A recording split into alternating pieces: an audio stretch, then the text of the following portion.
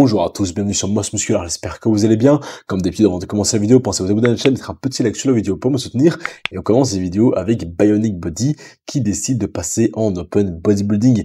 Il pèse 122 kg en fin de off-season. Il est encore extrêmement propre d'ailleurs pour une fin de prise de masse. On peut voir encore des stries sur les fessiers, sur les quads.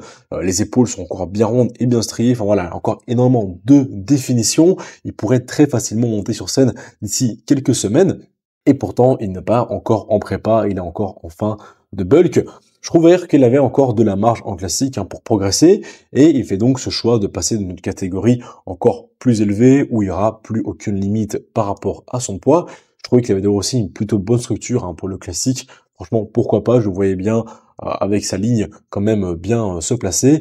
Mais voilà, il a décidé d'aller se frotter aux big boys, sachant qu'il va devoir rajouter énormément de masse musculaire s'il veut pouvoir concourir contre les autres gars en open. Donc voilà, peut-être que ce sera pas non plus une décision définitive à voir, mais clairement une news auquel je ne m'attendais pas. Ensuite, pour cet anneau classique qui commencera donc demain, enfin c'est pas quand est-ce que vous regardez la vidéo, soit demain, soit ce soir, aujourd'hui. En tout cas, en men's physique, on ne parle pas beaucoup de men's physique, mais en men's physique, on aura Erin Banks contre Ali Bilal. En tout cas, pour moi, voilà, ce sera vraiment le top 2. Erin Banks qui, pour moi, est bien meilleur de dos et bien plus écorché qu'il ne l'a été pour Olympia de l'an dernier. Il a fait énormément de progrès et clairement, il va, pour moi, donner un run for his money à Ali Bilal. Ali Bilal qui d'ailleurs est anversois, pour ceux qui ne savaient pas, je l'ai appris il y a pas longtemps, mais en fait, Ali Bilal est belge. Petit moment, j'allais dire cocorico, mais pour nous les Belges, c'est petit moment bière et frites, petite fierté nationale. Enfin bref, donc voilà, Ali Bilal est clairement le favori pour gagner cet Arnold. Il est aussi le favori pour aller se frotter à Ryan Terry à l'Olympia cette année. Mais attention, Erin aussi est extrêmely chaud et je pense qu'on va avoir une belle battle pour ce top 2. My thoughts about my training and still able to consider believing my career not to be over. Are you doing He finally just said it. He just said it. Okay, he just said it. He said his Career's career's not over. over yet. Oh, On a aussi Kai Greene qui ferait apparemment un retour sur scène.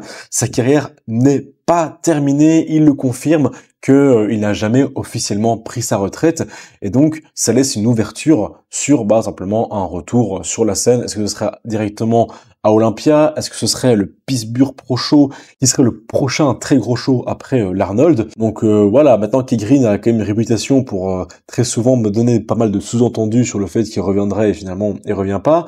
Maintenant, il poste une vidéo en disant n'appelez pas ça un comeback. Voilà, il y a quand même pas mal de choses qui tendent vers l'idée qu'il ferait un retour. Maintenant, voilà, pour moi, est-ce que c'est un retour qui en vaudrait la peine? La dernière fois qu'on a vu Kai Greene sur scène, c'était quelque chose comme, je pense, en 2017. Ça fait quand même moins de 10 ans, mais ça fait quand même très longtemps. Et voilà, je sais pas, moi j'aime bien Kai Greene, elle a quand même gardé pas mal de masse musculaire, mais avec l'âge, avec le temps, déjà le bodybuilding a changé, clairement on n'a plus les mêmes critères en open qu'on a pu avoir à ce moment-là, et puis surtout est-ce qu'il peut toujours revenir avec le même physique qu'il a pu afficher à l'époque, et bon, l'expérience nous dit en général que non, très souvent quand on fait un comeback, quand ils font un retour, c'est très rare d'avoir un bodybuilder qui après beaucoup d'années revient mieux ou aussi bien qu'il ne l'a été. Très souvent on a une version moins bonne, une pire version que sa pire version de l'époque. Arnold Schwarzenegger d'ailleurs ne fait pas exception à la règle, même s'il a gagné en 1980, il était quand même venu avec son pire physique. Donc je pense pas que si on voit un Kai Greene revenir, il serait nécessairement un danger pour Samson Dauda ou pour un autre bodybuilder en open actuellement. On a aussi Jack Eagles, le jeune bodybuilder de 23 ans, qui sera donc face à Wesley Vissers à Détroit avant de faire Pittsburgh. Il va donc s'essayer face au top 8 mondial et Arnold Classic champion de l'an dernier. Ce sera très intéressant d'ailleurs du coup de voir Jack Eagles ce qu'il vaut face à un Wesley, et puis après le voir un peu aussi face à le reste de la crème, donc Mike Summerfield, Ruff Diesel, Michael Daboul, etc.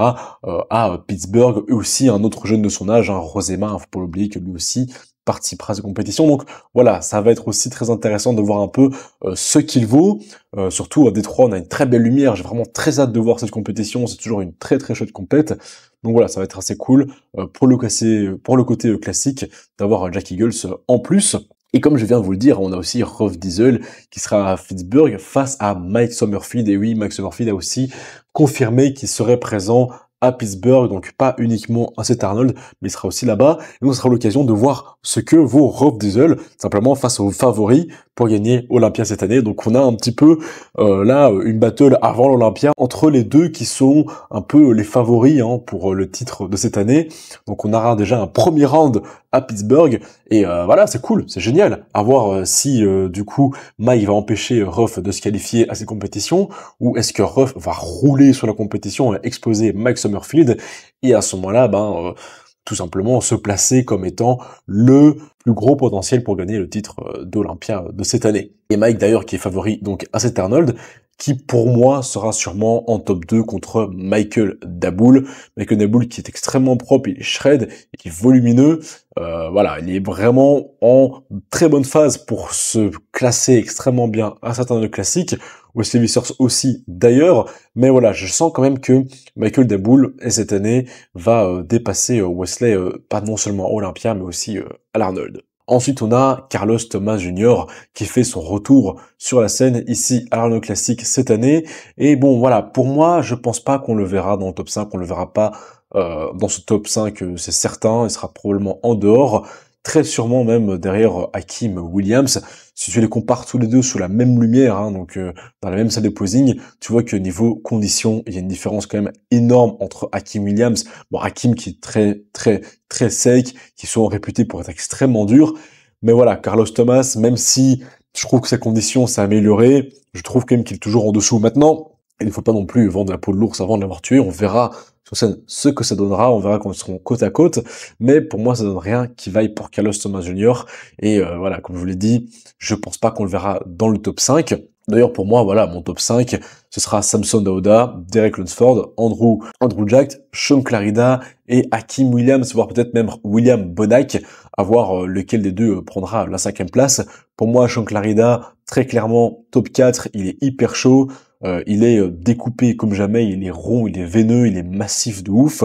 Donc voilà, même s'il est pas très grand, je pense quand même qu'il peut battre la plupart des mecs qui seront là. À voir s'il peut battre un gars comme Bonac ou comme Hakeem Williams, il y a quand même une énorme différence de masse. Mais je pense pas que ce soit impossible pour Sean Clarida d'y arriver. Bien sûr, Samson Dauda, lui, il est absolument découpé. Les jambes sont magnifiques. Les pecs stries. Je pense qu'avec une petite water cut qui va sûrement faire à partir de maintenant pour demain, on aura probablement sa meilleure version. Il est énorme, il est big. Je suis quasi sûr que Samson va gagner cette année classique, bien qu'on n'ait pas vraiment vu beaucoup d'images de Derek Lunsford, qui pourrait du coup nous donner une très belle surprise, où on pourrait aussi être déçu, à voir aussi ce qui va se passer à ce niveau-là. Mais je pense que Samson est vraiment là, bien parti pour gagner cette compétition haut la main. Et pour finir, bien sûr, ce que vous avez entendu depuis le début, c'est Sam Sulek qui donc gagne sa classe, il gagne la classe C en classique physique, se qualifiant donc pour l'overall et il remporte donc la première place lors de l'overall et donc sa pro card. Alors maintenant la question c'est est-ce que c'était vraiment mérité? Alors pour moi au niveau de sa classe, c'était clairement mérité. Le niveau était pas très élevé, même je dirais que le niveau était pas élevé du tout. Sam Sulek gagnait haut la main, en tout cas pour la classe C. Au niveau de sa condition, il a amélioré la condition au niveau de ses jambes, elles sont bien plus découpées. Bon, je pense simplement qu'il a beaucoup moins carb-up qu'il l'avait fait pour sa première compétition, ce qui a permis de pouvoir conserver une meilleure condition et de faire moins d'eau et donc être vraiment bien rempli, ce qui est quand même plutôt bien rempli, je trouve ici, tout en gardant voilà cette définition qu'il avait quand même réussi à avoir lors de cette sèche. Au niveau du dos, pareil, je trouve que sa condition est quand même aussi très très bonne. Il a amélioré aussi son posing.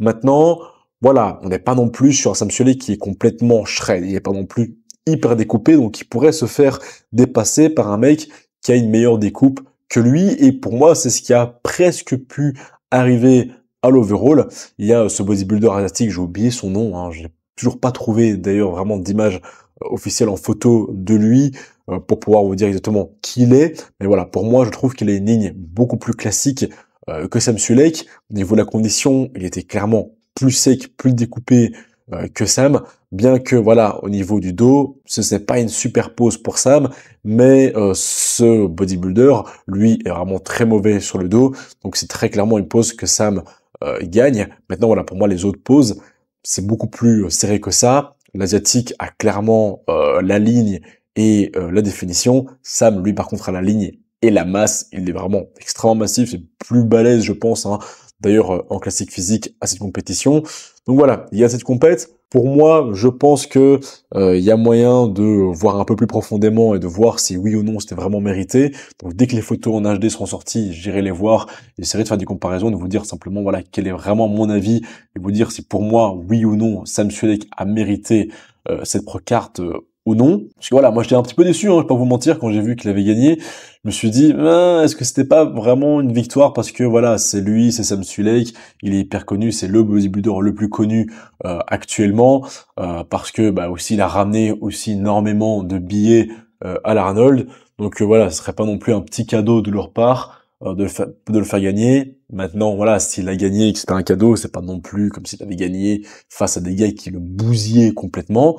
Et alors, faut aussi dire que la qualité du stream était pas non plus ouf, donc si ça se trouve au niveau conditions, ça m'était probablement peut-être meilleur sur les photos HD, donc ça aussi à voir hein, ce que ça va donner. En tout cas, voilà, Sam Sulek est à présent bodybuilder pro en classique physique. Est-ce que il peut gagner une compétition professionnelle? Je pense que oui, hein, s'il repart en prise de masse, chose qu'il compte faire, qu'il prend pas mal de volume, qui revient avec un physique comme celui-ci, plus sec et plus volumineux, je pense qu'il peut gagner une compétition. Maintenant, est-ce qu'il peut gagner comme ça aussi Olympia? Je ne pense pas, il faut pas non plus exagérer. Je trouve quand même qu'il a une très bonne génétique, mais il faut pas oublier qu'il y a des gars qui ont le même âge que lui, qui sont à Olympia, et qui font top 6, comme par exemple Rosema. Rosema a le même âge que Sam Sulek, il est absolument shred, et il fait un top 6 à Olympia. Donc voilà, même si Sam est extrêmement bon, ce n'est pas non plus le meilleur, attention. Donc voilà, en tout cas, je suis quand même content pour lui, d'une certaine manière, qu'il ait quand même gagné cette compétition, parce que c'est quand même cool. Il fait énormément de choses pour le bodybuilding. Au niveau du contenu qu'il propose, mais je pense qu'il n'y a vraiment aucun autre bodybuilder qui propose un contenu aussi complet et constant. Hein. Il poste tous les jours des vidéos sur YouTube. Donc d'un autre côté, je dirais que voilà, il y a quand même un très grand travail derrière d'après Sam. Mais bon, le bodybuilding, c'est aussi qui est le meilleur sur scène le jour J. Et pour moi, cela reste encore à définir. Et voilà, ce sera tout pour cette vidéo. J'espère qu'elle vous aura plu. Comme d'habitude, pensez à vous abonner à la chaîne. C'était Kerib de Boss Musculaire. À bientôt. Ciao.